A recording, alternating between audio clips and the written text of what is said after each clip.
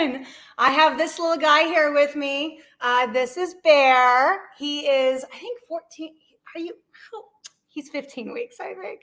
He just he got to be about 5 pounds now. He was only 2.5 pounds like 4 weeks ago. So he's getting to a big boy. So okay, sorry. Hi, everybody. If you don't know me, I'm Rebecca. I am the founder, admin of the Urban and Romance Fantasy Paranormal Romance Facebook group.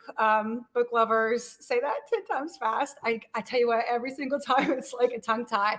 And I've had people say, dude, why did you make it that name?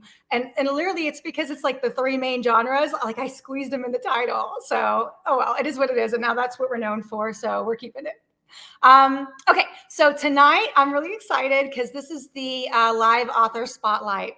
This is the 3rd one that we're doing, that we have done. And so the purpose of this is to allow authors in the group the opportunity to come on here and tell us a little bit about themselves. We have a lot of authors in the group, and we're mainly a readers group, right? We don't do a lot of promotional things because we like to stay a readers group, but we do like to highlight authors when we can, right? And so that's what this is about. So, and if you're an author and you're interested in doing this, then there's a Google Doc in the announcements that you can fill out, and we'll figure out who, and we'll select people for the next one. So tonight we have 3 authors. These are great ladies in the group, and I'm really excited. They're each going to come on, and they're going to talk a little bit about their books that they currently have out. These things stay relatively short, like maybe about 30 minutes total. So each one's going to talk about 5-10 minutes, whatever a piece. So you guys can kind of get to know them and what they do and see if you're interested in checking out their books. So okay. So we have Aisling. Oh my gosh, I did it wrong. Aisling Elizabeth. I was just talking to her before the call. I mean, this whole time I've been saying Aisling. And apparently that's pretty common. She's Irish. You guys are going to love her accent when she goes on. But yeah, so Aisling Elizabeth. And then we have Evelyn M. Gray. And then we have Sonia Hartl. I think I did that right? We'll find out when we get there. I think I did, though. So I'm going to pull in Aisling. I'm so excited. All right. You ready? Here we go. Hi. Oh my goodness, I'm so excited that you're here. Me too. Thank you so much for bringing me on. Oh yeah, no problem. So I have to say how we first met. So I was on, I do book talk, right? I'm a book talker, and you were on there as an author, right? And I'm just, on my FYP, and there's this like really hot smoking TikTok that I see. It's a dude. He's got like a bare chest. He's like walking, and then there's like a chick, and then she's like walking all like strong, and it's like it's your book Beyond Beta's Rejection. I think that's right. Yes. Yeah. And so I was like, I got to read this book, and that's like how we started becoming friends and talking, and then now we are here. So. Yeah. So, okay. So that's one of your books that you have, but I know you have another one out right now. So if you want to tell us a little bit about yourself and let everyone hear your Irish accent. So my accent's it's not so much Irish, it's more Yorkshire, but I have to put on a little bit more of a posher version, because if I speak my true accent, you won't understand me at all. I'm terrible. So you get my telephone voice. So yes, I currently have Beyond Beta's Rejection out at the moment, and at the end of this month, my book my baby of a book, Alpha Hybrid Queen, will be coming out, and it's coming out on my 40th birthday. So I'm making it a real celebration. Oh, that's exciting. Yeah. So I'm super excited about it coming out. So it's the first book I ever wrote, but there's a whole story behind that. Right, because you've done a lot of the serial. It's called serialized publishing. Yeah, right? So I started out writing on serialized apps, which was great because I've always wanted to be a writer, and I never had the confidence. I have dyslexia, and I used that as an excuse to not write and to not go out there. I did everything else other than writing, and it was only on an off chance of speaking to a psychic that I ended up started writing just for fun. Yeah, wow. I had a psychic friend who was a psychic business coach, and I ran a design business, branding and design business, and I used to design for millionaires and things like that. So, and I was like, I'm bored. I don't want to deal with these people anymore. They're kind of boring. And she was like, go do something creative that won't make you money. So I thought, well, I'm a terrible writer, so I'll go write. And I started writing my first book, and I started writing on the app, not thinking, well, no one's going to read it. Next, I know the book within 3 months earned 6 figures for the company. So it made over $150,000 for the company. I got a decent amount of that too. So I was proven wrong. So yeah. Wow, that's awesome. And I tell you what, that always amazes me when I hear about authors that have this. I can't ever say it. Say it for me, because I actually have a speech impediment. A lot of people don't know that about me. So I have a hard time pronouncing certain words, which is why I'm really tripping up on the names, you guys, tonight. But it always blows my mind when authors, Stephanie Hudson's really famous for that. She has that. And she's done really, really well with the afterlife saga. I mean, we know, right? I talk about it all the time. Yeah. But it always blows my mind, right? That when I hear an author do that and then is still able to write and is successful with it. So that's quite an accomplishment. Really, it is. I have to admit, I mean, because I used to write copy for my business and things like that, and for my coaching and my branding business, and I'd write copy, and I'd sit there with my best friend. I'd be like, I can't write. You're going to have to do my writing for me, because she was a copywriter. So I'm like, you're going to have to do it for me. I can't. She's like, you can write. You write your own stuff. And all the way through, once my book started doing well, she's like, so who can't write? And I'm like, okay.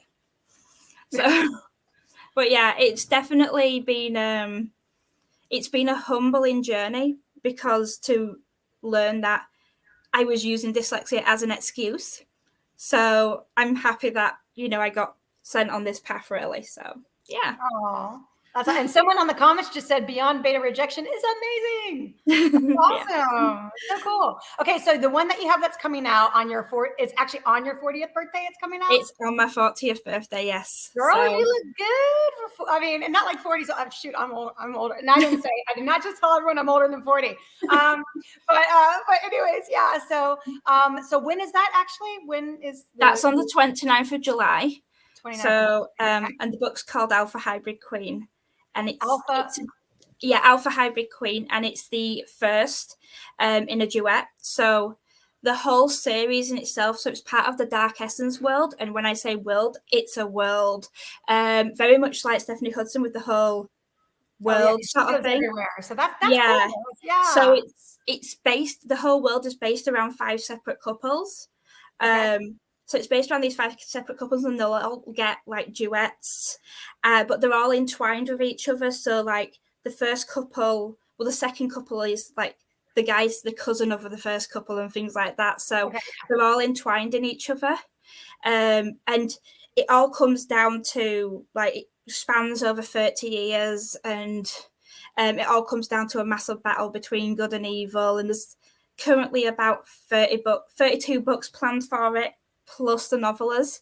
So, but Alpha Hybrid Queen and Alpha Hybrid King, which is the second half of the duet, they're like my book baby. They were the first books that I created in this world, and it's paranormal romance, and it follows.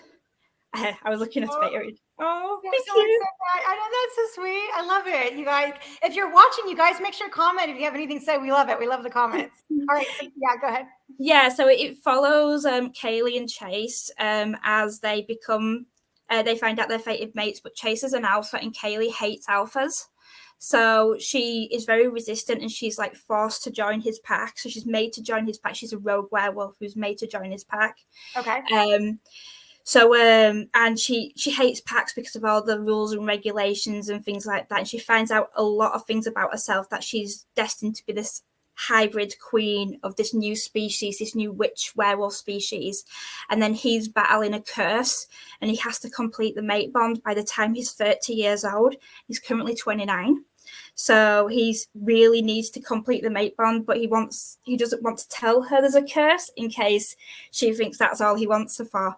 So there's this whole big, like very big miscommunication in there a lot. And And I will say at the end of Alpha Hybrid Queen, I know you like cliffhangers, Rebecca. I love cliffhangers. Anyone who's read Alpha Hybrid Queens, my betas and my ARC readers that are reading at the moment, the cliffhanger is brutal.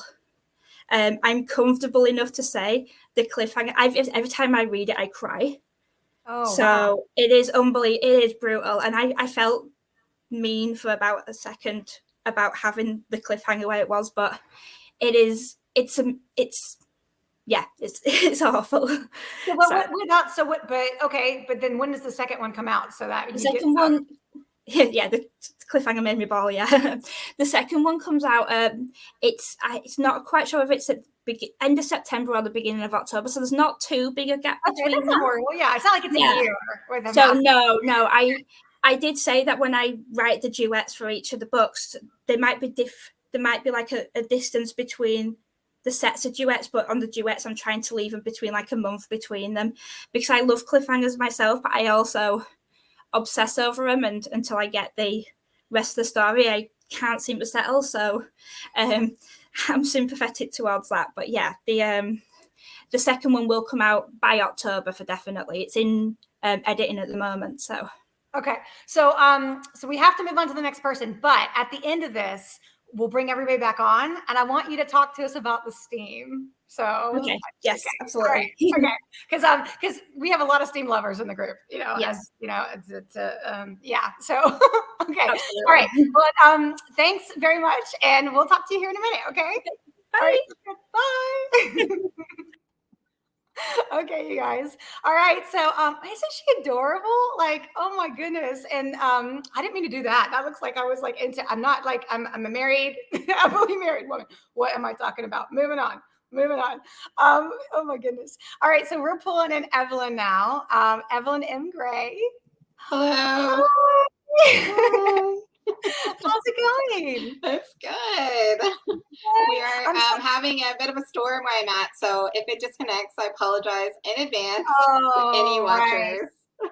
Oh no, that's a bummer. I'm sitting here. I'm jealous of your light. You have such good lighting. I need to do something it's the better. southern light. I guess you know that because you're in Florida, right? So, I am. Yes. Yeah. I'm out in Arizona, so hi. Oh, you are. Oh, so we are in the southern light too. So I just positioned myself next to window. So it may be next time if you turn the camera around next to your beautiful, beautiful pool area, you'd be having the same light too. Normally I'm out the patio. Yeah. Normally I'm on the patio and it's much better. Like my lighting out there is better, and then the sun is out there better. But it's still, it was like, it's really hot here right now in July, Florida. It's really, so I was like, no, I'll have to do this inside. So, okay. All right. So so you have one book out, right? That you published. This is your first book. Yes. The very first book. It's gone through a professional editor now, and I'm just finishing the edits on that from the editor and then republishing it and then offering print versions and hardback versions for everyone after that. So that'll be available at the same time when I release my second book in September. So it's really exciting. It's a reverse harem. It's about a hybrid shifter girl who doesn't know she is not human. And we go on this adventure with her. And it's kind of, she just turns 18 at the beginning of the story. And we get to see this, it's kind of an alternate universe Earth. So we get to see the world through her eyes as she travels through it and learns more about her past. So, you always hope that your first book is going to be great and take off. But obviously, I'm a newbie author, so I am open to any thoughts, opinions, criticisms, feelings about it, and as long as they're respectful. I'm a stickler on this. I respectful about the reviews. But I don't mind the honesty. I just put them up as a little thing, and I want to know what they think about it. I want to know what they like. I had a lot of feedback from my readers so far that they want to see spin-offs from certain characters and stuff. So it's exciting. There's a lot of steam. There's some trigger warnings and all of that's in the book, so you can read for yourself what you think about it. It's a little bit different take on some of the current ideas around got a lot of paranormal elements too. But it starts with a catastrophe with the caldera in the mountains in Utah exploding, like in the second chapter. So it's a really fast-paced, a high heat, keeps you at the edge of your seat type of book. You don't know what's going to happen at the end of it. So yeah, so yeah. I just started it today, and I got to the earthquake. That's yes, the second chapter. Yeah, right. I feel like that's read it. It's like literally the second chapter in or third chapter in. So yeah, yeah. And she, so like you said, she's young. She's 18. There's a young guy at the beginning. Do they always? Is the plan for them to stay young, or are they going to grow throughout the series? Are they going to get older? Throughout the series, and then there's going to be spin-offs and side stories in my newsletter during the Christmas, little things about the different couples and stuff. I don't want to give a lot away. There's a lot of interesting dynamics. The biggest difference I wanted to make with this than a lot of RH books is that I really wanted people who had never met before, who had no interaction with each other, suddenly like the same girl. And how would that actually work out? How would they feel? Would they like each other? Would they like just the girl? Would they hate each other? Would they fight over her? Would they, they're not all best friends automatically. They don't even know each other. They're from different paranormal groups. We got vampires, we got dragons, That's interesting. So, you don't normally see that with RHs. Like I have read some kind of like that, but usually there's a pack going on. There's a pack, there's like a group, or they knew each other beforehand, or they're brothers in like a clan or something, And this is like, they're all from different, like there's wolves, there's panther shifters, there's these group called the Alandi, and they're basically like elves, and they're subjugated by the dragons. So there's like all these different factions that rule the world secretly underneath the layer of humans, and they're just being known to the human world now. So that's kind of where that takes off, and it's going to be a 5-book series. And I saw the comment from a Facebook user saying, I need a Doc spinoff. Yes, he's a very much a fan favorite. So if you haven't met him yet, I hope you enjoy him too. A lot of the male characters, are a little bit older. So you have the traditional 18-year-old boy that you met already.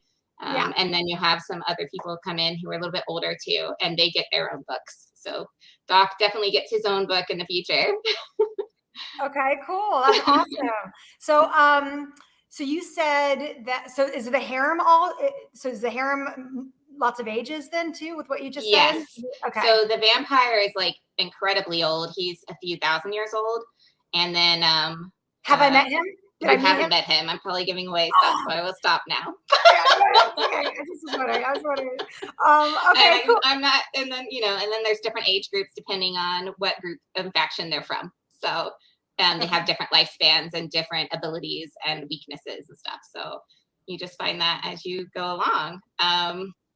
So she finds out she's not human, and that she's actually part dragon and part vampire, and that is a forbidden mating in this culture. And because of that, it kind of implodes her whole world and the world around her. And so okay, cool. And it's set in so it's like modern. It's modern, it's modern. It's modern human world, but an alternate version of us. If these realities did exist, where would you find dragons at? Like, how would they have hidden themselves? Where would you find elves? How would they have hidden themselves?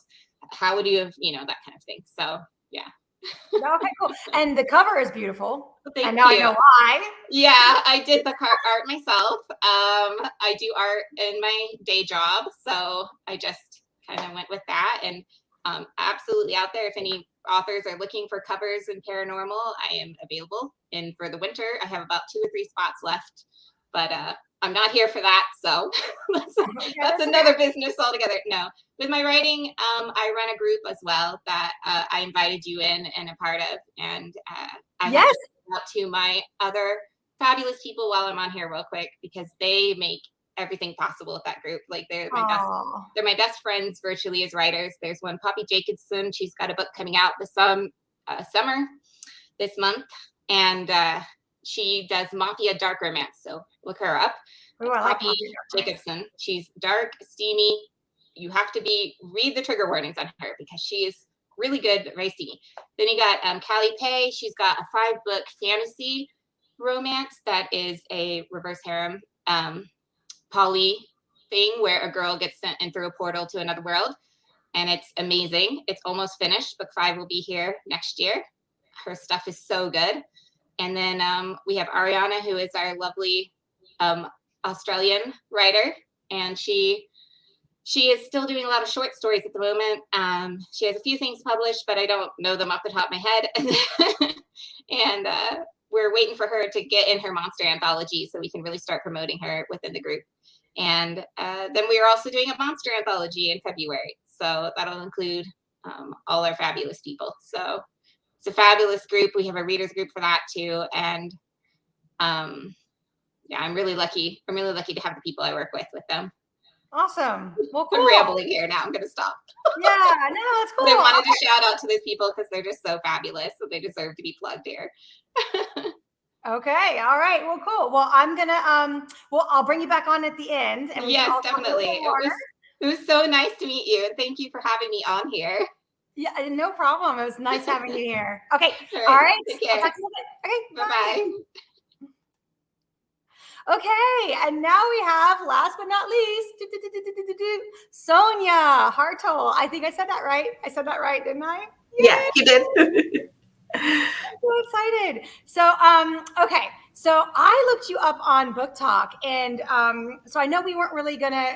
So you used to write YA. You're branching off now into more adults, which is what we're going to talk about. But you had a lot of book talks about you on TikTok for your YA book. Yeah, the Lost Girls got a lot of really great reviews, a lot of really great early reviews, which bumped it up for me. That was kind of like my breakout book. It actually started in like a year before it came out. I tweeted about it, just like doing like one of those random tweets where it was like, oh, here's how it started, here's how it's going. And it was like me talking about the premise of my book on Twitter and then the actual book deal picture. And that ended up getting like 14,000 retweets and 110,000 likes, and it like kind of blew up from there. And it's actually how I got to keep my title, because my publisher wanted to change my title from The Lost Girls, because The Lost Girls was like too generic. It would be hard to search for. So they were going to change it to something I didn't particularly like. And then that tweet blew up and I was like, but wait a minute, everybody thinks it's called that now. So I actually got to keep my title because of that. Yes. And then people started reviewing it on Book Talk, and there was one review that had like 960,000 views on the review, and another one that had like 40,000 views, and just like a ton of views, and people were like really responding well to the premise of the book, because it's like a John Tucker Must Die, but with vampires and make it gay. It's these girls that were like turned into vampires as teenagers for true love, because the guy said he just loves them so much and they're the only one. And then 30 years later, he dumps them on the side of the road. And he's like, see ya, I'm off to find a new girl and turn her. So all the girlfriends get together and they're like, we're going to kill this dude before he does it again. And so they end up banding together to make this plan to kill him. And the main character, the main vampire girl, she ends up starting to fall for his new conquest. So it's very fun. Oh. It's a sapphic vampire revenge story, and it's very, very fun. Oh, wow. And it sounds really funny too. I read a little bit of the blurb, but yeah, I was just really surprised. I didn't, because I was looking for your newer one, right? And then it was all over. I was like, this is awesome. That's really, really cool. And it's a cool cover too. It definitely sounds like something that people in this group would like, for sure, even though, it's why we do YA here. That's okay, So, so cool. That's awesome. Well, so tell me about, I believe it's called Zodiac Caves, right? Your Zodiac Cove. Yeah, that's Cove. Yeah, sorry. That's the series title. It's the first book is A Touch Magical, and that's my first indie book, which I'm super, super proud of. I just released it this last month, and I made the decision last year that I wanted to start publishing indie because I can write a little bit faster than traditional tends to publish, because they usually only want like one book a year from an author. And I can write much faster than that. So I wanted to put out more books. So this was kind of like an avenue for me to do that. And plus I can explore like all these banana pants like premises that I have that like my publisher would probably be like, no, we're not going to do horny magic. So like, right. So I was like, I'm going to, you know what I mean? I'm going to do all this stuff that the indies get to do, because indies get to like experiment and they get to do fun stuff and they get to do, different things that like are just kind of more experimental and more like a little bit more out there and a little bit more fun. And not that traditional is not fun and they don't have, that Yeah, stuff yeah, too, but it's like being able to just have a little bit more freedom to do, whatever I'd like to in that sphere. And so this book, A Touch Magical, it's based on like, it's this legend that I made up for the descendants of the Zodiac. So they live on this island, and 300 years ago, the original descendants of the Zodiac gave up their magic to stop a curse that was cast over their island to sink their island into the sea. And they there hasn't been magic on the island in 300 years. It's just and now it's set in present day, and it's become sort of like this touristy type town. Right. It's sort of loosely based on like Mackinac Island, where there's like no cars and it's really kitschy and it's like super fun, and like families go there, and it's all based around like tourism for like the Zodiac. So like all their stores and shops are named after like zodiac signs or constellations and things like that. And it's like a tourist draw to bring in like people that are into like, astrology and things like that. Right. And what ends up happening is the descendants, the original descendants, once they gave up their magic, they left the island. And then now in present day, for the first time, there's 12 descendants once again on the island, which sets off, the chain reaction to allow magic that's binding the curse to break free and go back into their human hosts, because they need at least one descendant from each of the zodiac signs to get their magic again. So the way that the magic works, it's like a touch magic. It's like a whole magic system based on intimacy. So each star sign, there's an opposite on each star sign. So my first couple is a Scorpio and a Taurus, and they're opposite ends of the zodiac sign, and their magic works like a battery sort of. There's a positive and a negative end, and they have to touch in order for their magic to work.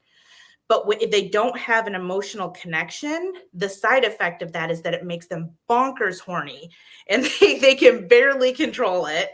And at the same time, they don't have as much control over their magic. And then once they form an emotional connection, then it loosens those side effects, and they're not like wanting to tear each other's clothes off so much. But they still do, because and right. And then they form that emotional bond. And then in the end, I don't want to give spoilers away, but when they form a full spiritual connection with each other, full trust, full everything, then something else happens with their powers. It's really cool. But there's like levels to it. So the more intimate they become with each other, the more control that they have over their magic, and the stronger that their magic gets, because they're fated to be together. But there's 6 couples in the book. It's going to be a 6-book series, and each book will feature a different couple.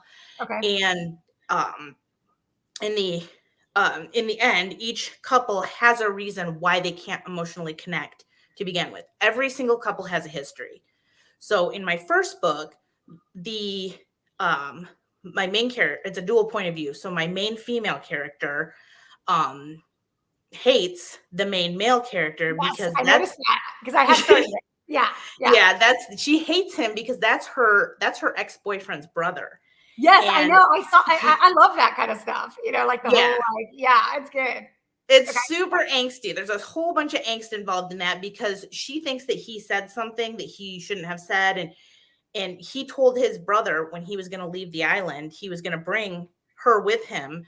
And he told his brother, no, you need to go without her. So, and she overheard that conversation. So there's like a whole bunch of angst, like with this, and hurt feelings. And she's a Scorpio, so she will hold a grudge until the end of time. So she's not even like hardly interacted with him at all in 4 years. And they used to be very close. And so there's like a whole bunch of reasons why they can't. And then the next couple in book 2 is like a second chance romance. And there's a whole like situation on how that ended. And then the third one is best friends, where she told him she was in love with him and he rejected her. And then, the fourth is genuine enemies to lovers, not like just, I secretly think you're hot and I don't like you kind of thing outwardly. Like they genuinely hate each other, enemies to lovers. And then enemies to lovers.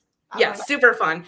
And then the 5th book is Grumpy Sunshine. And then the last one is Forbidden Love. So there's like these hardcore reasons why they can't be together, but they have to overcome that in order to be able to control their magic, in order to defeat this curse. Okay.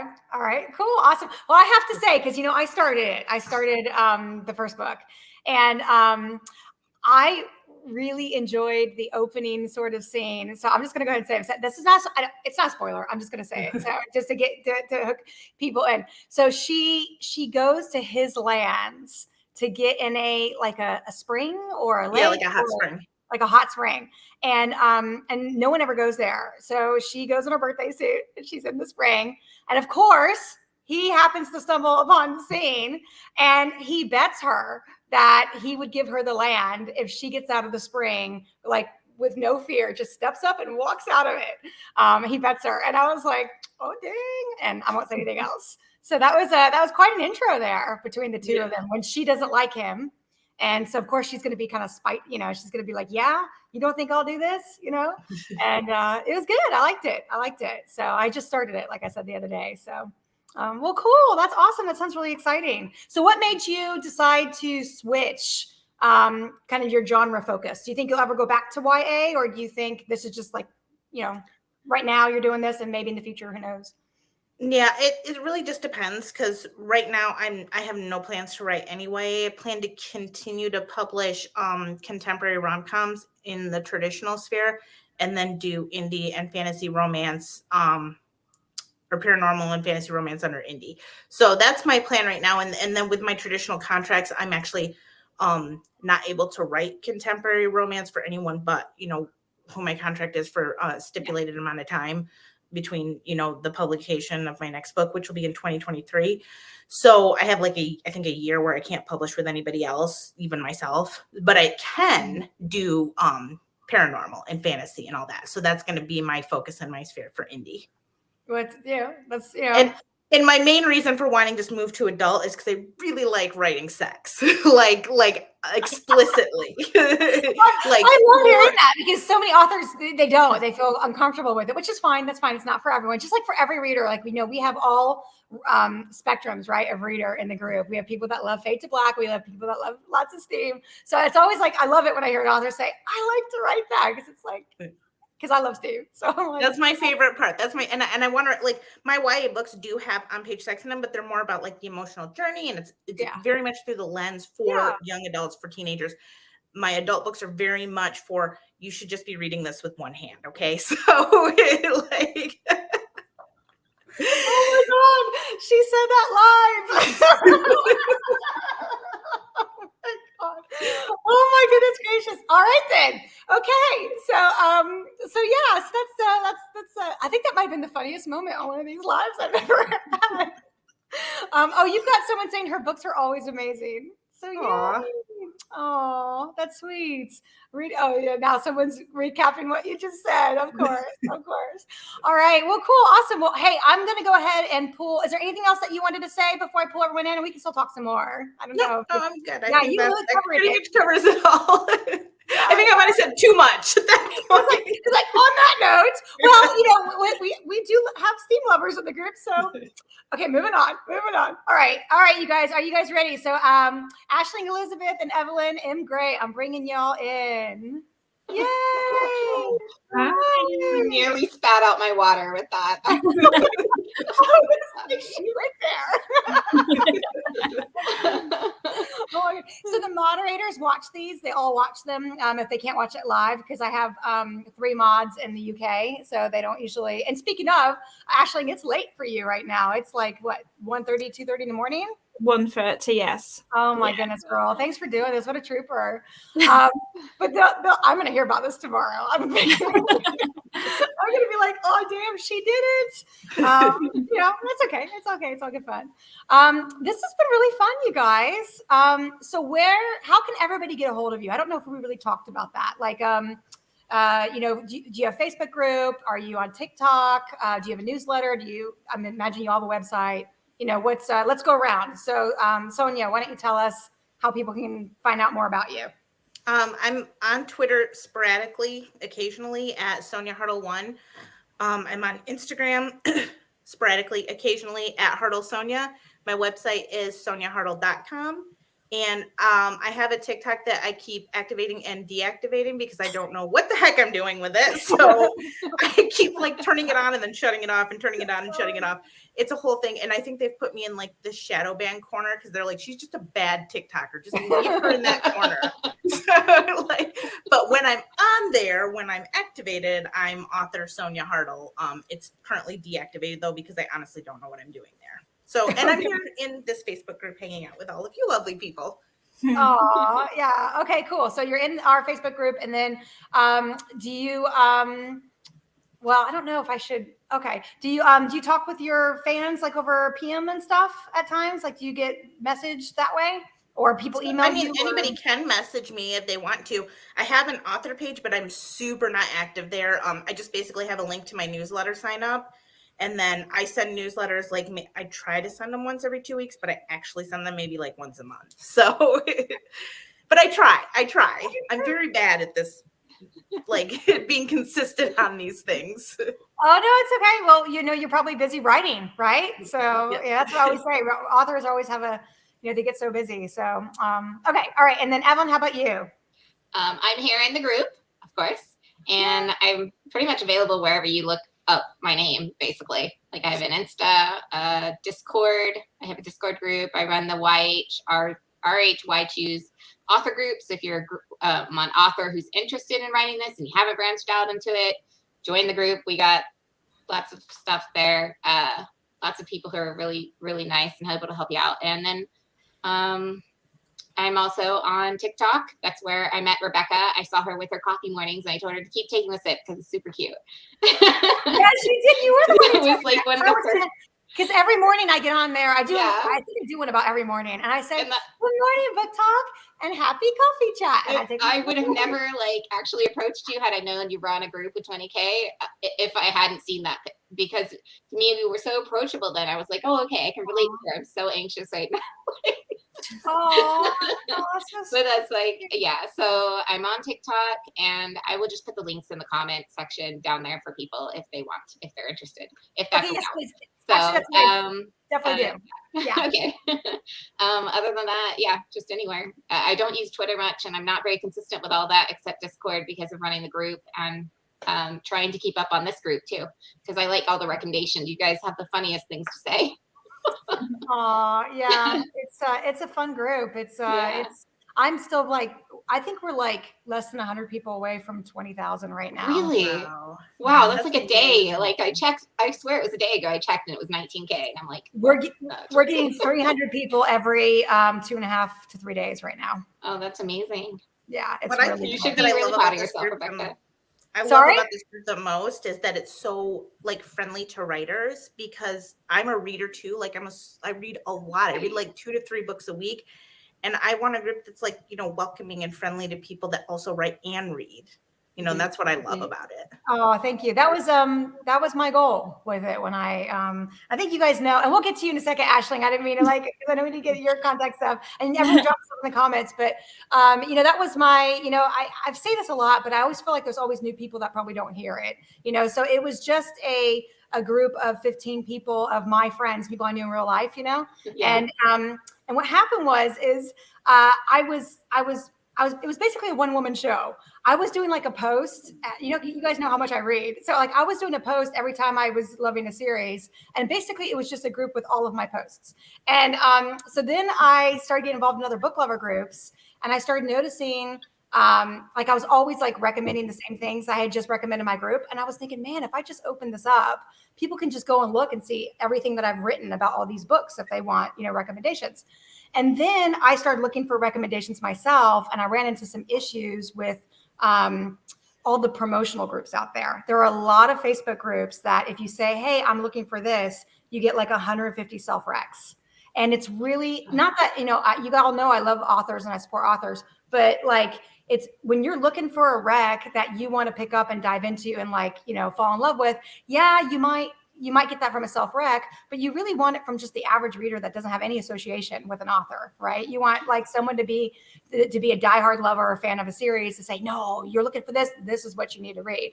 And so then that's when I was like, well, it'd be cool if I opened up my own group because people can see those, but then it'd be really cool if we made some self-rec rules so that way that we still had self-recs, but we found a way to compartmentalize it so people could still find other things. And then at the same time, a group that I was in banned an author that I know, they blocked her and she didn't do anything wrong in the group. And I really just didn't like the way that they were treating authors. So then I was like, okay, then let me come on with this third piece and let's have something really pro author. So that's how that was long-winded. I feel like I talked a lot there, but that's how we got to where we are today. And I never I mean, 20,000 in like less than a year. That's insane. Like I'm It's a still huge like, growth, yeah. so I'm like, I keep thinking, You're doing something right. yeah, I keep thinking, I mean, I do get nasty messages on occasion. You know, people really don't like the no DNF rule. You know how when we say you can't say that you DNF the series, you just have to scroll on.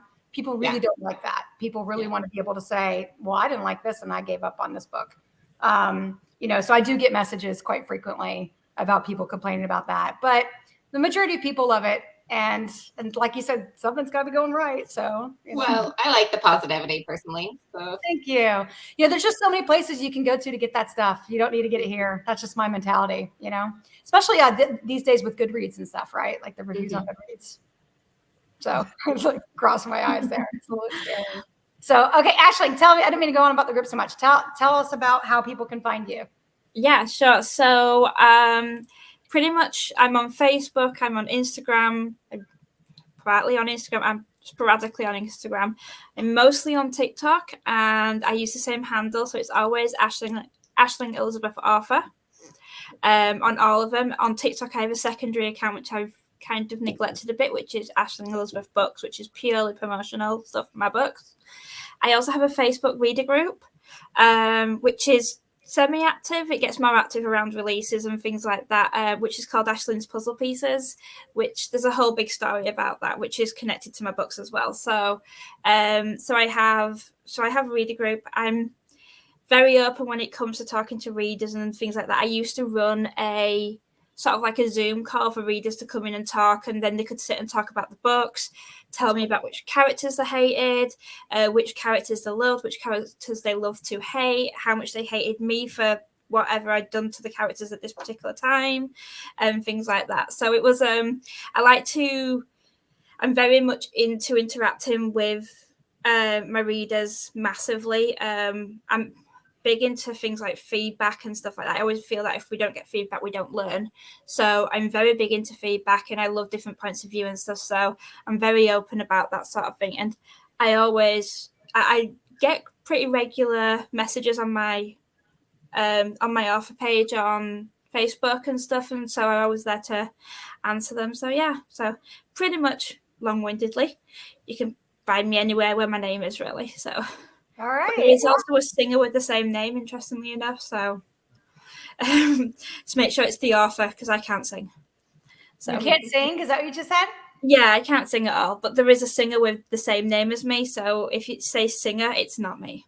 Okay. I wouldn't wish that on anyone. So. Oh my goodness, that's funny. And you were going to tell us about your Steam in your book, weren't we? Yeah. Did I do that to you before we get off? Okay. Yeah, sure. So the easiest way to describe the Steam in my book, I'll describe one scene. So there is scenes of Steam. I focus mostly on plot, but as one of my readers said, I focus a lot on plot, but when there is a steamy scene, it's steamy. I go all out with it. There's one particular scene which is kind of a catalyst scene in Our Five Big Queen, where the female main character is currently friends with benefits with the beta of the pack, and they're comfortably in bed together without clothing, and the alpha walks in to go see his best friend and his beta, and that's when the mate bond clicks in. So the first thing he does is he walks into the room, gets the mate bond, and suddenly it's not his best friend with the girl who he's been talking about that he's in love with for ages. It's actually some guy on top of his now naked mate bond. His naked. But there's also quite an interesting one of the fan favorite scenes is there's chapters is the two main characters play a game of 20 questions, and that gets very interesting very quickly. So okay. Yes. That's awesome. So I think everybody here writes Steam, it sounds like, right? That's what it sounds like. And we know for sure Sonia does. Also, oh my God, I'll never forget that. That's hysterical. I think you took the cake. Like, that was the funniest thing. Oh my gosh. If you guys are just tuning in now, you might want to, when we post this, you might want to rewind and watch Sonia's section. That was so funny. So funny. Oh my goodness. I will say as well is I'm pretty used to Steam. I have a anthology that I'm in, which is an erotica anthology, which became a bestseller. So I'm pretty used to writing pretty hardcore Steam as well, but I try to turn it down a little bit for my books, although that might change in future books. So. All right, that's cool. That's awesome. Okay, is there anything that you guys wanted to talk about, that we didn't cover in each of, I don't know, is there anything, because we did a pretty good job, I think, talking about all the different stuff. Yeah. All right. We did good. I'm good. Yeah. So what what is, oh, my house is shaking. SpaceX is launching right now. I can hear the rocket launch. I live 15 minutes away from Cape Canaveral, NASA. I used to work on the space shuttle program. I used to work on. How cool! Very cool. I actually have a picture of me sitting inside one of the space shuttles with a whole bunny suit, on. You have to keep your hair back and all that stuff. Do you ever read sci-fi and go, "That's not how that works"? More of movies. Like I'll see movies, and it's like, people think that like the space shuttle, you can just like zip it around and fly it, and it's a glider, So like when it comes back into orbit, it glides. It's not like a plane, stuff like that. Or like when the guys are in outer space, they come out of the space shuttle and they're like zipping around and they're not tethered. It's like, no, not being tethered to it. That's like, that's a really bad idea. So just little things like that, but other than that, no, I keep meaning to read a good sci-fi romance. There's got to be one out there, like well, obviously there is, but like one that's like a paranormal sci-fi romance. I wonder, there's got to be something. Ice Planet Barbarians. Oh, yeah. We were talking about that earlier. Ice Planet Barbarians, yes. Learn what the spur is all about. Yes. Yes, I hear people post that in the group all the time. I keep meaning to give it a try. And so all of you have read it? Yeah. I haven't yet. Okay. It's on my TBR. We should buddy read it. Yeah. We should buddy read it and then do a live TikTok on it. That'd be cool. We should all do it. We should, that'd be fun. Yeah. I'll have to check that out, man. I feel really bad. My TBR is pretty long, but I think everyone's in the group is. That's like the constant joke now, I've noticed. Have you guys noticed that? Like people are like, "Oh, welcome to the group." Ha ha, your TBR, and they're like, Let's face it, if you're not taking your TBR to the grave with you, then you're not really a reader. Right. So I want to be buried with all my books. All the books. Yeah. So what? That's actually a good kind of segue. I was going to ask each of you if you wanted to talk about like what your favorite book series is.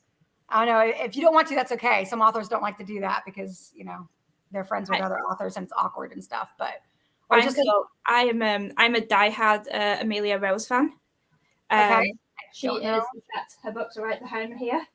Look at that cover. Oh my goodness gracious. I'm about to become a diehard Amelia Rose fan. I have to admit, her Patreon, we was talking about monster romance. She has like an amazing monster romance series coming out, and her Patreon is amazing. It's got tentacles in, so it's absolutely amazing. But yeah, this is like submitted to the alpha as a trilogy, and it starts off with just the two of them, and then the second book introduces a third party, so it becomes a bit of a threesome sort of thing. But yeah, she's an amazing writer and very easy to read, and her Patreon is absolutely amazing. She puts in like 2 or 3 entries. She's got like Werewolf Professor. She's just released another set of books which aren't paranormal, but they're like Step Brothers, the first one. The second one's I've forgotten the name of it now. I think it's called Poison. And it's like a reverse harem, and it's like the bully romances and things like that. She does a really nice range really well. So I love her. Okay, cool. And so it's alpha. So is it werewolves? Like for that particular book? Yeah. So this one, this series is the Submission series, the Submission trilogy, and this is werewolves, werewolves and lichens. Okay. So, and then it even has like that's a spin-off from it, which is the twins. So the book covers say it for you, really. So, but yeah, I love her so much. So I definitely recommend her. And actually, you brought a question to mind for me that I have for all three of you, because I always feel like when I get to talk to authors, I can get like the inside scoop on stuff. So, inside scoop. So, I read a lot of books. I read a lot of werewolf books, and that one was called Alpha, right? But that doesn't necessarily mean it's a megaverse, right? Yeah, no, it's not. It's not a megaverse. I always get them fixed up because a megaverse isn't necessarily a wolf thing. It's just that's what I want to hear about. Like, if you could kind of like, if all three of you can kind of like educate us on, not to say that you're a fan of a megaverse or you're not a fan of a megaverse, but it's kind of confusing, I think, as a reader sometimes, because we pick up right now, if you go to Amazon bestsellers, there's a lot of a megaverse on there. Like, it'll say in the title, so but then you'll pick up like a wolf book and then it'll turn into, it's just confusing. Like, I don't usually know until I'm later on, unless the author has specified it. So what's the deal with that? Like, is it a trend right now, or like, how do we know? Or I don't know. Is there anything you guys can talk to us about on that? I think the biggest thing that I know about a megaverse is that the knot inside of it.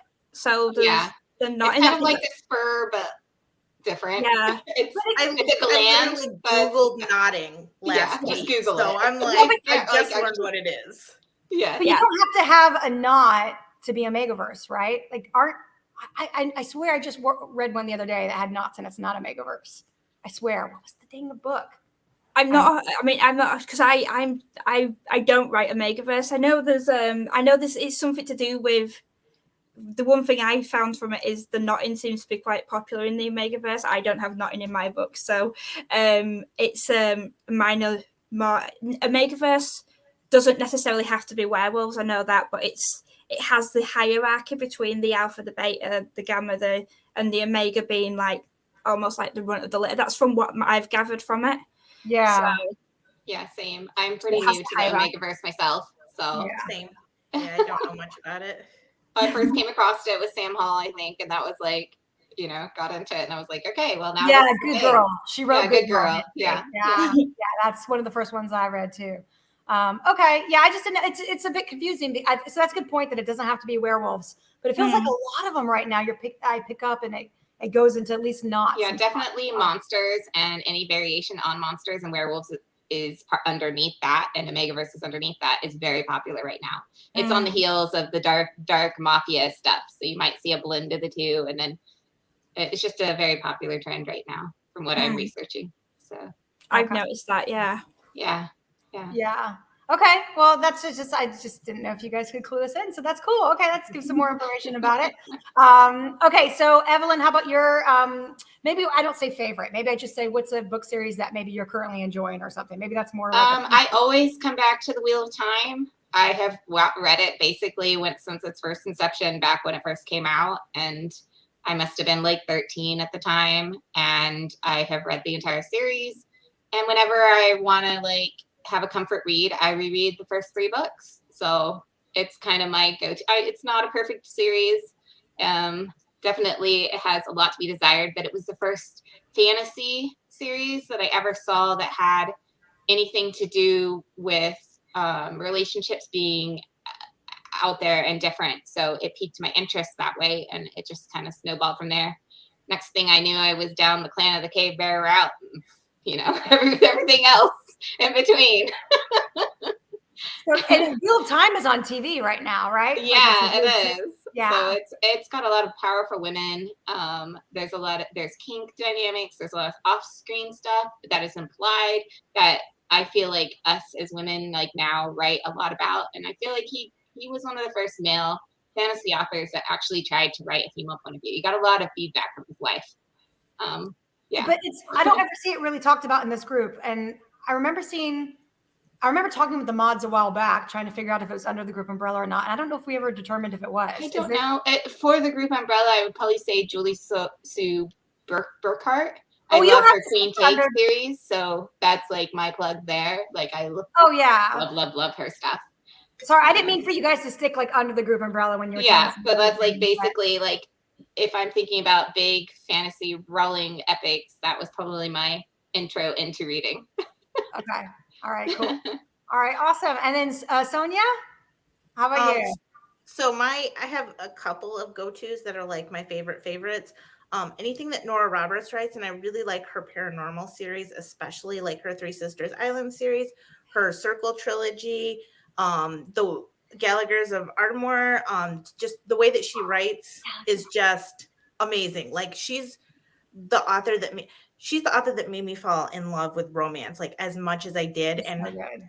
she's actually kind of like, I kind of credit her with like a little bit of like saving me, because I had really bad postpartum depression after I had my first daughter, who's now 19. And my mother-in-law gave me a Nora Roberts book, and it just gave me like 4 hours of where I could just take a break from the inside of my own head and be inside somebody else's head. And I feel that like, and it wasn't just being inside somebody else's head, it was being inside somebody else's head that was guaranteed to have a happily ever after. So that was like, for me, really like life-changing for me at that time, because that was what I really needed to like just get by. I just needed a couple hours to just escape my own head. So I credit romance with being there for me in a lot of times in my life when I just needed something that would just, I know would be happy at the end.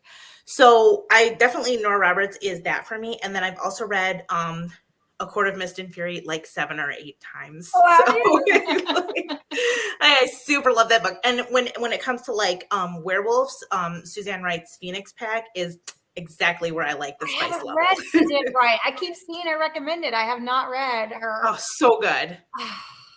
Does she have a different couple every book?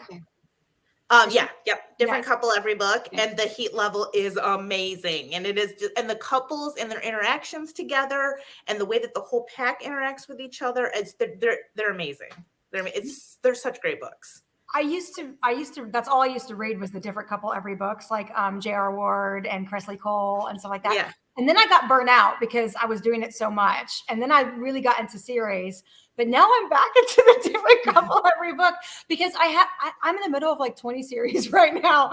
And it's like, it's hard for me to start a new series knowing there's like 10 books. It's like, okay, it's a lot like less overwhelming to know that I'm going to just read one. I'm going to get my whole story in one, although it continues right with other couples and stuff. So I'll definitely check her out, because I keep seeing it being mentioned and I haven't, And then Nora Roberts, I love the Irish trilogy, which is the one that you mentioned, the Gallaghers, right? The Gallaghers. That's so incredible. I agree. So I love Nora. I didn't even think about mentioning it because it was just a household staple. It was just always available. It is. Yeah. It was something like I knew my family could read my smut because they were already reading Nora Roberts. Like I was like fine with that. Like, my stuff's a little bit more. So I said, hey, this is very extra Nora Roberts, but Yeah, I've read it several times actually, that series. It's a good. Oh, me too. I've read it several times. Yeah. And it's not very paranormal. It's got just a little bit of magic in it, just a little bit, but it's enough that it's like, And a matter of fact, we do, I'm really into the holidays. By the way, we're going on a lot longer than I expected. Is that okay with everybody? Like, I don't, if you have to go, are you sure? Like, okay. Well, I know. What time is it for you? 2 a.m. now? It's 2:00 now, but I'm awake. It's all good. Maybe we should. I don't know. Okay. Anyways, I'm really into the holidays, right? So like I do holiday displays. I don't know if you guys have seen that, but I program lights to music in my front yard, and it takes me like 8 hours to program 1 minute of music, and it's a big deal. So like, it's insane. Yeah. So like, it takes me like, I don't know, 60, 70 hours to put up a display, and I pretty much do it by myself. And it's like those people you see on the Great Christmas Light Fight. Like, I was going to say, like, you should apply one of those shows. It sounds like an amazing thing. Yeah, like I have like 8 or 9 controller boxes, and you should see all the cable. It's insane. Well, anyway, so I do that. So I'm real busy in October and December. But what I was trying to say is I have these parties. So I have a big Halloween party and I have a big Christmas party. And I started, because of that series, the Irish trilogy, I started a Midsummer Night's Eve party. And so all the I make flower crowns. And so when they come in, all the ladies get a flower crown. Guys can too if they want one. And then and then all the guys wear like flower shirts. And then I get the glow ice cubes that you can turn on different colors and put them in the drinks. And then I have like fairy trivia and stuff. And then I have like fairy lights in the backyard. It's really cool. That is cool. Every time I like plan the party, I always think of that series. It just gets me in the right, like, I don't know. It just gets me in the right frame of mind, It's funny how books do that, how, I was in an Irish pub the other day and I couldn't stop thinking of the Fever series, Yeah. Yeah, that one's Irish catchy. pub, and I'm thinking, wouldn't it be cool to do a TikTok video and put a filter on where like someone turns into a fae? That'd be so cool. That's a great TikTok, right? Yeah. I said to my husband, I was like, honey, it'll just take me a second. I'm just gonna turn it on. And I put the little eyelash filter on and I pointed the camera to him and he had the big eyelashes. He's like, with his big eyelashes. Anyway, so yeah, that's funny. Cool. Nora Roberts. Yes, definitely for sure. What about indie authors? Is there any indie authors you guys are really into right now? I can't pick obviously your own favorites. books, but- All the people in my group. All the people in my group. Okay. Yeah, you already named a few. Yeah. I can't pick favorites. Okay. Yeah. All right. I just didn't know if we want to give any love into anybody. Sonia, is there anybody that you're reading right now, or Aisling, or anything? Any series that you stumbled upon? I know you guys are busy writing, so yeah. Sometimes I can't always tell who's an indie author who's not an indie author. Sometimes I think Amelia Rose is indie. Yeah. I can't always tell, even though I know how to look at it on Amazon. Sometimes you can't always tell because now a lot of indie authors are being like recommended to start their own publishing companies. So when you go on and look at publishing companies and it says it, and it's like, So it's not always easy to pick them up, to be fair. Yeah, no. What I was told, I don't know if it's true anymore. This was about a year ago, that if you go onto Amazon, you look at who their publisher is. If the publisher is blank or if it's their own name, it means they're self-published. But if they've started their own publishing company, it'll say their publishing company on there. So is that technically indie or not anymore? If it's even if it's it's still considered indie if they're just publishing their own books under their own publishing company. Like my indie books are published under my LLC, which is a publishing company, but I only publish me. Yeah, it's to protect yourself. So it's self-published. Yeah, it's still indie. It's still indie. It's just purely to protect you in case someone tries to sue you or tries to claim copyright and sue you that way. It's to protect your personal assets, really. That's the main reason for it. But you're still indie published, so yeah, okay. But I mean, indie is a term really for self-published, no matter how you do that, right? Yeah. That's really, But it's hard to tell because there's so many like traditional publishers that have like similar sounding names. So it's yeah. It is hard. Yeah. What about KU authors are considered self-published, obviously, right? There's a lot of traditional books on KU too. Yeah. It's so hard to tell nowadays. It really is. I mean, I'm fairly lucky because when I was in the serialized world, while technically in the serialized thing, my books are under the serialized publisher. So my books are owned by the publisher. But a lot of because the serialized apps are not nice places to write for, really.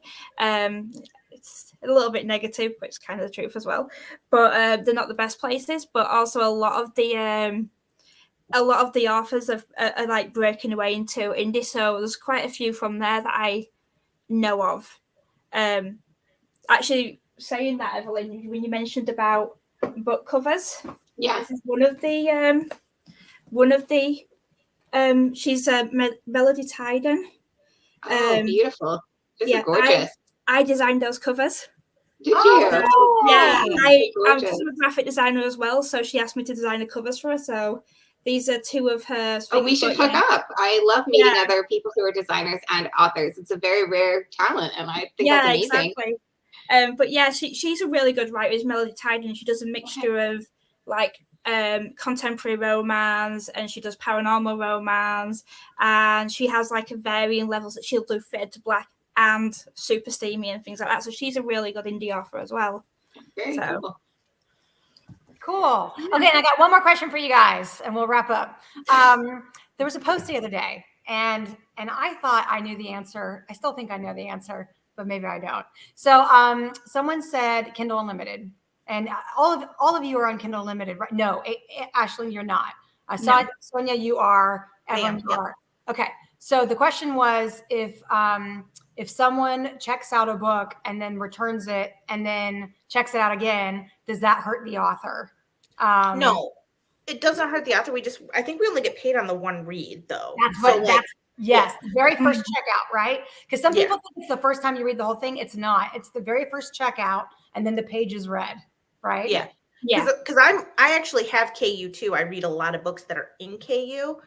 Because it's cheaper for me because I read so much. And so it's like it's a lot cheaper for me. And every time that like I want to reread a book and I recheck it out, it takes me right to the last page where I finished when I returned it. So I think it only goes for like one time. And it's similar to like if you buy it and you can read it as much as you want kind of thing. But this is like, okay, so I think you're saying something different than I'm saying. You're saying that the one time you read each page, you get count once for it. So like if you and so it doesn't matter. I thought it was different to that. I think it was the first time you checked it out. Yeah. The first time you check it out. But then if you send it back in and then check it out, if you read half of it and then put it back in and then check it back out, the author doesn't get paid for the second half of the read. Okay. Yeah. That was my understanding. Yeah. That's why people are frustrated because then you would think there's no big deal about having the 20 slots, right? Because then, who cares? Just check it back in, get the next book, and then get the other one and swap in and out. But it hurts the authors because they don't get paid for the second checkout. So that's why, so they don't get paid for like if you check. Because I thought you got paid like say a book's 100 pages. If you read 50 of them and return them, and then return the book, and then you check the book back out, when you pull it up on your Kindle, it'll take you right to page 50 where you left off last time. I thought the author got paid for the rest of the reads. I got told that it's once they checked it back in, if to check it back out, it's considered a second read, regardless of how much you read. Oh, wow. So, yeah, it's a big difference. I'm pretty sure. I was talking, I think it was Sloan Murphy that told me that actually. And so that's why like people are, they want more slots on KU for that reason, because they want to, return something, get something else, but they want the author to get paid. Oh yeah. I did not know that at all. Yeah. I thought it was just per like however many pages they read. Yeah. This is why I don't check a book out until I'm ready to read it. So I have like a TBR on my Amazon wish list, which is just for my Kindle Unlimited that I want to read. Because sometimes when you check a book out and then there's another book you really want, so you've got to return one, so you return it. Even if you haven't read it, if you go back and get it, the author's not getting paid for the read. So I have like a full list of ones that I want to. And then if I really like the book, I will then buy the book as well. So the author's getting paid twice then at least. So because I remember seeing a TikTok fairly recently where someone was saying that all the books are showing at 60 or 80 or something % because they read the whole book and then they go back and reread the favorite parts. And I'm not sure if people realize that the author doesn't get paid for those rereads. So as well. So a lot of people don't realize that, you don't get paid for the second read. So for me, because I love supporting authors as well, I will literally, if I like a book, if I give it 4 stars or more, I'm buying the book, I'm buying the ebook, and then I'm buying the physical book as well. So I'm very much like that. And I would love to be in KU. I think I would do so much better in Kindle Unlimited. So I would absolutely love to be in there, but it's so hard as an author not being in Kindle Unlimited. So yeah. Is it just because you're in the serialized contracts that you can't? Yeah, these contracts are not very nice, and they refuse to, even though they won't promote the book or anything. So I'm not making money with them in some aspects. They won't let go of the book. So it took me quite a lengthy legal battle and a lot of money to pay to them, plus the legal costs to actually get the rights to my books back so I could actually do something with my books. So, but well, I wish you much success in that. I do have a series coming up which won't be on the serialized apps. So good. That's exciting. That is exciting. So that is planned. Yeah. So yay. Wow. Okay, so I think what we landed on is, I'm pretty sure this is right. I'm probably gonna ask this question to every set of authors that come on, because it is a really important thing for people to know. But I'm pretty sure that you only get paid for the first checkout for the pages read. And when you check it out, it starts on chapter 1, and you should always go back to the title page. Yes. And click through the pages so that the author gets paid for those as well. I do it every time. Plus, you always miss out some fun things. Sometimes there's like a foreword or, Yeah, a map or all sorts of things. I love dedications. I absolutely love reading dedications. I think that they're just as important as the story. Or if it's like there's a hot couple on the cover, you're like, scan back to the cover on the front just so you can zoom in a little bit. Sometimes there's a surprise inside cover that's even better. Yeah. Why am I not surprised Sonia said that? I don't know why. I don't know why I'm not surprised. So I'm one that I don't like to I actually don't read any of the stuff. I always go back and read it when I finish the book because I'm so scared of spoilers. I don't even read trigger warnings for that because I don't have any triggers. So since I know I don't have any triggers and nothing's going to bother me, then I was like, okay, let me dive in. But if I did have triggers, I would want to read those. But like, the author's note for the trigger warnings always spoils it for me because now I know there's going to be a non-consensual scene or dubious. See, I consider it a menu. So, this is what I'm going to be getting. Oh, okay, yeah. I'll take that. No, I have friends that they want all the spoilers. They want all the spoilers. They want to know. I don't like spoilers, but I love reading the trigger warnings because if something's too tame, I'm not a big fan just because I really like the really gritty stuff. I know we've talked in the past about Haunting Adeline. Which I freaking love that book so much. Such an amazing book. And I generally say I have no triggers. And that book triggered me so badly in such a shock, for me in a good way, because I like triggers. If something triggers me, it gives me something to work on. So, and it triggered me in a really major way and brought up a repressed memory from my past massively. And I was like, it was a bit of a weird time, a lot of a weird time for me, a bit of an emotional time, but I'm so thankful to that book because it really explained so much about my own writing as to why I write what I write as well. And that book was what actually brought it out. So I love triggers. So it takes a lot to trigger me. So well, I have been on the hunt for another Haunting Adeline. I don't know if you guys have seen in my recent TikToks, I have been on the hunt. I cannot find one. You would think there'd be another one like that with the same vibes. I even joined a Facebook group that was, Kate C. Wells is a moderator in there. What is the name of the group? It's like obsessive, possessive, dark stalker, romance, alpha holes or something is the name of the group. I don't know about you to be in that group. Yeah, I'll send you the link.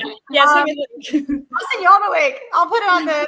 Normally we don't promote other book lover groups, but for various reasons. But I'll throw it on the comments in this case, especially since Casey Wells is a moderator in there, and I'm a huge fan of her books. But anyway, so I did a post. I'm like, I'm jonesing for a Haunting Adeline. Somebody give me a dark stalker romance like Haunting Adeline. And I have tried so many and I can't. Not that the ones that I've tried aren't good, but it's just not the same kind of vibe. It's got a vibe. It really does have a vibe, does that book. It goes there. Whereas some don't go there. It really goes. I mean, the gun scene all by itself, it goes there. So but yeah. I just I like the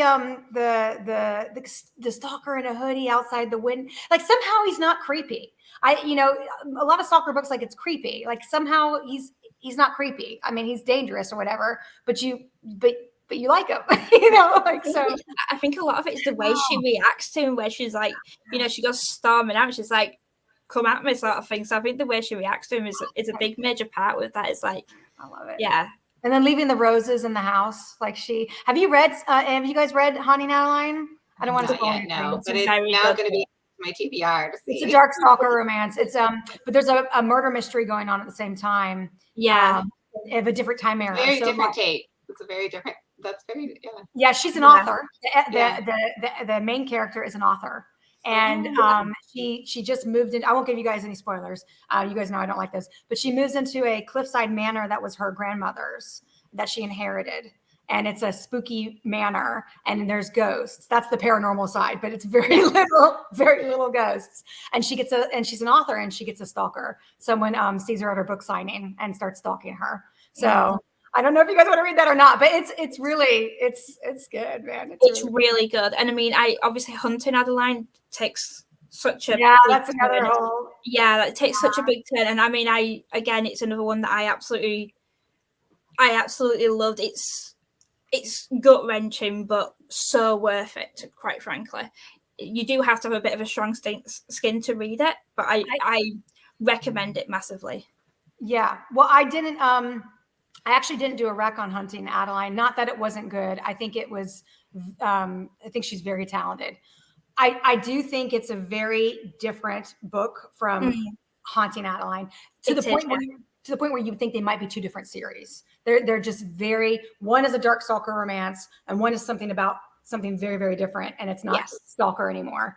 And it's a very serious book. That's a very, very serious, heavy book. So, I always kind of caution people, check the triggers for that one for sure. Definitely. You thought Haunting Adeline was bad.